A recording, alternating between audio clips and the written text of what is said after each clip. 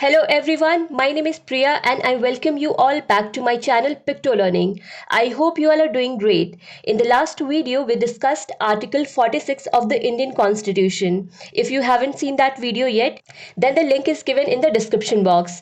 Moving ahead in our series, today we will be discussing about Article 47. Article 47 talks about duty of the state to raise the level of nutrition and the standard of living and to improve public health. This article comes under socialistic as well as Gandhian principles. The provision of Article 47 says that the state shall regard the raising of the level of nutrition and the standard of living of its people and the improvement of public health as among its primary duties, and in particular, the state shall endeavour to bring about prohibition of the consumption, except for medicinal purposes, of intoxicating drinks and of drugs which are injurious to health. In simple words, this article says that it shall be the primary or main duty of the state to raise the level of nutrition, raise the standard of living, and to improve public health. And in addition to that, it shall also be the responsibility of the state to ban the consumption of intoxicating drinks and drugs which are injurious to health, except drugs used for medicinal purposes. As I mentioned, Article 47 comes under socialistic as well as Gandhian principles.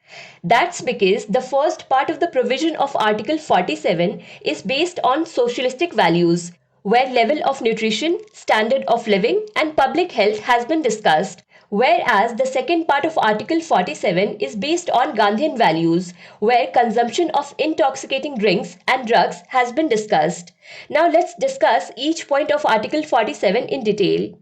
Nutrition simply means the food that you eat and the way that it affects your health.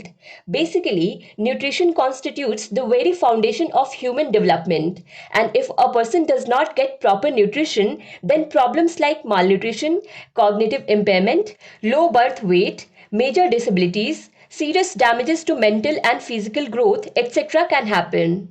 Standard of living means a measure of how comfortable the life of a particular person is. That is quality of life. It majorly constitutes the right to food, which has been mentioned in Article 21 as a fundamental right. Apart from that, it also includes both tangible and intangible aspects of life, like the level of income, comforts and services available such as food, shelter, social safety and interaction, amount of leisure time a person gets, access and quality of healthcare, quality and availability of education, quality and affordability of public transportation, environmental quality, freedom, climate and safety, etc. And public health means protecting and improving the health of people and their communities. For example, action for clean air, water and food, infectious disease control, protection against environmental health hazards, encouraging people to quit smoking and other hazardous habits, protecting the place where people live, work or play, etc. Apart from these three things, the thing which is specifically mentioned in Article 47 is related to the use of intoxicating drinks and drugs. It says the state shall endeavour to bring about prohibition of the consumption, except for medicinal purposes, of intoxicating drinks and of drugs which are injurious to health. Intoxicating drink means alcohol like beer, whiskey, wine, vodka, rum, and many more, including traditional drinks like feni, handia, etc. If we talk about drugs, then drugs like opium, marijuana, heroin, cocaine, ganja, LSD, morphine, cannabis, charas, and many more deadly drugs, despite being banned in India, are consumed by people, which is very harmful to people's health as well as fatal. Apart from this, one more thing that has been mentioned here, that some drugs can be used for medicinal purposes with the permission of the government. For example, opium. India is one of the few countries that legally produces opium. Opium poppy is cultivated in 3 states of India: Madhya Pradesh, Rajasthan and Uttar Pradesh. While we are not discussing the types of drinks and drugs here, at present we are talking about Article 47, in which intoxicating drinks and drugs have been mentioned. Now here we need to understand one thing. We all know that the 7th schedule of the Indian Constitution defines the allocation of powers and functions between union and states. It consists 3 lists: union list, state list and concurrent list.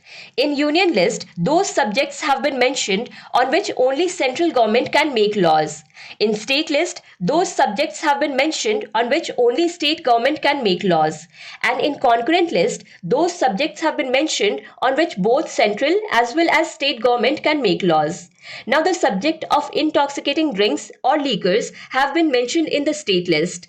That is to say, laws related to the production, manufacture, transport, purchase and sale of intoxicating liquors will only be decided by the state government, and that is why every state has different law regarding alcohol. Currently, there are 5 states in India where alcohol is prohibited. That is Bihar, Gujarat, Lakshadweep, Mizoram and Nagaland. Now if we talk about the drugs, it is mentioned in the first list, that is union list. That is to say, laws related to cultivation, manufacture and sale for export of opium will only be exercised by the central government. Opium is that drug which is legal to produce in India under strict guidelines because it is allowed in India for medicinal and scientific purposes. Well, in the second list, that is the state list, it has been mentioned about drugs and alcohol that states can decide excise duties on alcoholic liquors, opium, India hemp and other narcotic drugs if produced or manufactured in that particular state. And in the third list, that is concurrent list, it has been mentioned that drugs and poisons subject to the provision of entry 59 of list 1 with respect to opium. Now as we all know that Article 47 comes under DPSP, which is only a guideline. Its legal effect has not been imposed on the states. But apart from this article, we have been given some fundamental rights where the health and welfare of the citizens have been talked about, like Article 21, that is right to life and personal liberty, which includes right to food, right to health, right to live with dignity, which comprises adequate nutrition, clothing and shelter, right to pollution-free water and air, right to health and medical aid, emergency medical treatment, right to electricity and many more things. Apart from this, Article 21A is also such a fundamental right in which it has been talked about giving free and compulsory education to children from 6 to 14 years of age. Because of these rights, along with the health of the people, their standard of living will also increase. Apart from these two important fundamental rights, Part 4, that is DPSP, also has some articles which talk about betterment and welfare of the citizens, like Article 38, 39, 42 and Article 43. Whichever article we have just mentioned here, the videos of all those articles are already available on the channel. I have given the links in the description box. You can watch those videos. Now moving ahead, let's talk about some government initiatives for meeting needs of Article 47. So as we have seen that 4 important points have been mentioned in this article. One by one we will talk about the government initiatives taken on all the 4 important points. First one is to raise the level of nutrition. For this, Niti Aayog has released National Nutrition Strategy in 2017 to reduce malnutrition rate. Poshan Abhiyan launched in 2018 to focus on nutritional status of adolescent girls, pregnant women, lactating mothers and children from 0 to 6 years of age. Midday Meal Scheme launched in 1995 to serve freshly cooked lunch to children in government schools in India. Later in September 2021, the government renamed this scheme to Pradhan Mantri Poshan Shakti Nirman. National Food Security Act 2013, National Health Mission launched in 2013. Initially, this Poshan Abhiyan scheme was targeted for 3 years, from March 2018 to March 2021. But after understanding the impact of the scheme, government has merged some programs with similar objectives and relaunched the scheme with the name of Mission Poshan 2.0. Mission Poshan 2.0 was launched in Feb 2021. This scheme contained 5 major government programs. Number 1, Integrated Child Development Services, that is ICDS, Supplementary Nutrition Program, Poshan Abhiyan, Scheme for Adolescent Girls, and National Crèche Scheme. Now talking about the government initiative to raise standard of living. So for that we have Atal Pension Yojana, Unnat Jeevan by affordable LEDs and appliances for all, Ayushman Bharat Yojana, Gramin Kaushalya Yojana, Prime Minister Gramin Awas Yojana, Prime Minister Kaushal Vikas Yojana, Prime Minister Jan Dhan Yojana, Prime Minister Awas Yojana, etc. Now, if we talk about government initiatives to improve public health, then for that we have Prime Minister Jan Arogya Yojana, Integrated Disease Surveillance Program, National Tobacco Control Program, National Program for the Health Care of the Elderly, National Mental Health Program, Clean Ganga Mission, National Air Quality Index, National Clear Air Program, etc. Now moving to the last point, that is banning the consumption of intoxicating drinks and drugs. So for that there is scheme named Assistance to Voluntary Organizations for Prevention of Alcoholism and Substance Abuse and for Social Defense Services. This scheme has two parts. First part is Assistance to Voluntary Organizations for Prevention of Alcoholism and Drug Abuse. And the second part is Financial Assistance in the Field of Social Defense. The first part talks about identification, counseling, treatment, and rehabilitation of addicts through voluntary and other eligible organizations. Whereas the second part talks about providing financial assistance to organizations working towards this initiative.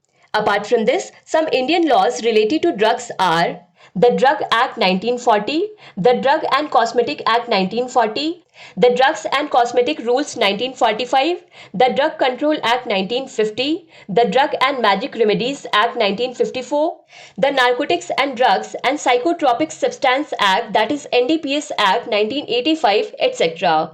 These acts have been amended several times. Many times you must have heard about NCB, that is Narcotics Control Bureau, which is an apex body that regulates drug trafficking in India. It was established in 1986 under NDPS Act. So these were the details related to Article 47 of the Indian Constitution. I hope you must have found this video informative. So that's all for today from my side. I'll see you in the next video. Till then, thank you so much for watching PictoLearning.